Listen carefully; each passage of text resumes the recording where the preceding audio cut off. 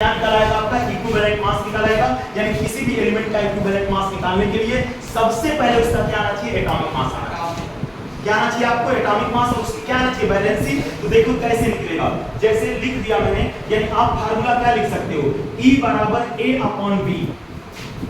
क्या लिखोगे बेटा फार्मूला, E बराबर A/B, किसके लिए, एलिमेंट के लिए। किसके लिए, एलिमेंट के लिए। अब सपोज करो आपके पास जैसे कह दिया इन्होंने कि आप ऐसा करिए, सोडियम के लिए, सोडियम आपका एक एलिमेंट होता है, सोडियम के लिए आप E निकालिए। क्या निकालिए, E निकालिए।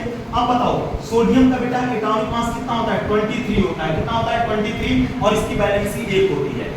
कितनी होती है वैलेंसी, वैलेंसी को हिंदी में संयोजकता बोलते हैं। क्या बोलते हैं, संयोजकता। तो इसकी बेटा वैलेंसी कितनी होती है, 1 होती है। तो याद रख लो सोडियम के लिए आपको निकालना है, फार्मूला क्या रखोगे, A अपन क्या रखोगे, B रखोगे। A कितना होता है 23, और अपन 1 करोगे कितना आ जाएगा 23। बताओ समझ में आया कि नहीं। किसी भी एलिमेंट का दुनिया में कोई ऐसा एलिमेंट नहीं है जो इस फार्मूले पर उसका इक्विवेलेंट मास ना निकले। दो ही चीज आनी चाहिए, अगर कोई एलिमेंट है तो उसका एटॉमिक मास आना चाहिए, और उसको किससे डिवाइड कर दोगे, वैलेंसी से। क्या निकालेगा, एलिमेंट का इक्विवेलेंट वेट निकालेगा। और एग्जांपल देख लेते हैं, जैसे अगर आपके पास बेटा मैग्नीशियम है, एलिमेंट होता है, इसका E निकालना है, फार्मूला क्या लगाओगे, A/B लगाओगे, कितने लगाओगे। याद रखो बेटा मैग्नीशियम के लिए होता है 24। कितना होता है 24, और मैग्नीशियम की बेटा वैलेंसी होती है 2। कितनी होती है 2 से डिवाइड कर दोगे तो कितना आ जाएगा, यही हो गया। बहुत आसान है, आगे और देख लीजिए, जैसे ऊपर देख लीजिए। अगर आपके पास दिया गया है कैल्शियम, कौन दिया गया है, कैल्शियम। क्या कह रहा है आप, इसके लिए E निकालिए। E बराबर क्या होता है बेटा, A/B। बात समझ में, A कितना होता है इसका, याद रखिएगा A होता है बेटा 40। कितना होता है इसका, A का मतलब समझ लो एटॉमिक मास, और इसकी वैलेंसी, इसकी भी वैलेंसी बेटा 2 होती है, निकल आएगा 20 हो जाएगा। बात बताओ समझ में आया कि नहीं।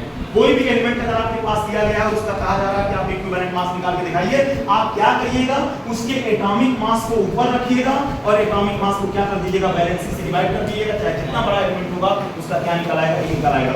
एक और देखिए, बगल में यहां लिख देता हूं मैं, जैसे सपोज करो तुम्हारे पास आपके पास जो है एक एलिमेंट है एल्यूमिनियम, एल्यूमिनियम का सिंबल Al होता है, इसका बेटा E निकालना है आपको। इसके लिए क्या करोगे, इसका जो होता है 27 एटॉमिक मास। कितना होता है 27, और इसकी वैलेंसी बेटा 3 होती है। 3 से डिवाइड करो कितना आ जाएगा, 9 आ जाएगा। तो कोई भी एलिमेंट अगर आपके पास दिया गया है तो दो चीजें आपको मैंने क्लियर कर दी। पहले बताया मैंने कि किसी भी एलिमेंट में उसका परसेंटेज कैसे कैलकुलेट करोगे, परसेंटेज कैलकुलेट करने के लिए उसका एटॉमिक मास और मोलर मास को 100 कर दोगे।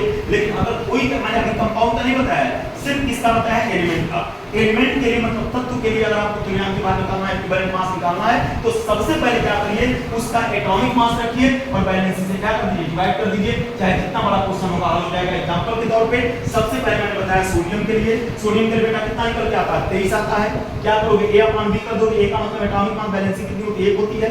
आगे बढ़िए, मैग्नीशियम के लिए बताया मैंने, मैग्नीशियम का एटॉमिक मास 24 होता है, 24 को वैलेंसी 2 होती है इसकी। आगे पढ़ाएंगे हम कि वैलेंसी कैसे निकलती है, 2 से डिवाइड कर दोगे 12 आ जाएगा। आगे बढ़िए, आपके पास कैल्शियम है, इसका आपको वो निकालना है, क्या नाम है, इक्विवेलेंट मास निकालना है। इसका A होता है बेटा 40, 2 से डिवाइड कर दो कितना आ जाएगा, 20 आ जाएगा, आंसर आ गया।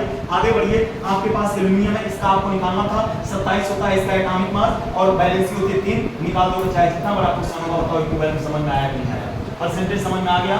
अब अगले वाले सेक्शन में फिर हम लोग स्टडी करेंगे कि कंपाउंड का इक्विवेलेंट मास कैसे निकाला जाता है। तब फिर आप इसको नोट करें और समझें।